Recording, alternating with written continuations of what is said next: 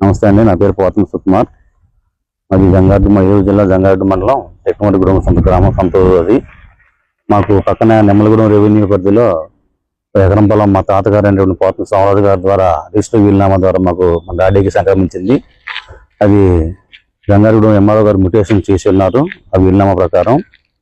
అయితే మా మేనత్త ఈ ఫ్యామిలీ ఈ డిస్ప్యూట్స్ వల్ల వాళ్ళు హైకోర్టులోను సివిల్ కోర్టులో కూడా దావా వేయటం జరిగింది మా మీద.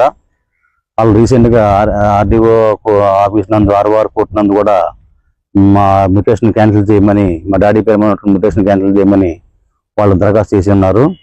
దాని మీద ఈ జనవరి నెలలో మా డాడీ మరణించడం వల్ల కుటుంబ సభ్యునిగా నేను ఎంఆర్ఓ ఆఫీస్ నుంచి సర్టిఫికేట్, ఫ్యామిలీ మెంబర్ సర్టిఫికేట్ తీసుకొని నేను 3 వాయిదాకి అటెండ్ అవ్వడం జరిగింది. అటెండ్ అయిన తర్వాత ఇక మీరు వాయిదాకి రావాల్సిన అవసరం లేదు, తీర్పు మీకు ఆర్డీఓ ఇస్తారని చెప్పి నన్ను ఆ తీర్పు కాపీ నాకు ఇవ్వడానికి 50,000 ఇక్కడ డిప్యూటేషన్ మీద పనిచేసినటువంటి డిప్యూటీ తహసీల్దార్ పే వెంకటేశ్వరరావు నన్ను అడగటం జరిగింది.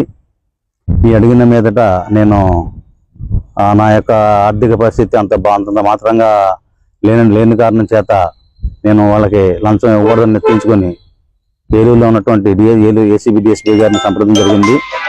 ఆ సంప్రదించిన మీదట వాళ్ళు ఇచ్చిన డైరెక్షన్ ప్రకారం నేను ఫాలో అయ్యి అతను వాయిస్ రికార్డ్స్ అన్ని కూడా చేసి 20,000 కన్నా ఎక్కువ ఇవ్వాలని చెప్పడం జరిగింది. దాని ప్రకారం ఈరోజు తీసుకొచ్చి అతనికి ఇస్తూ ఉండగా ఏసీబీ అధికారులు అతను పట్టుకోవడం జరిగింది.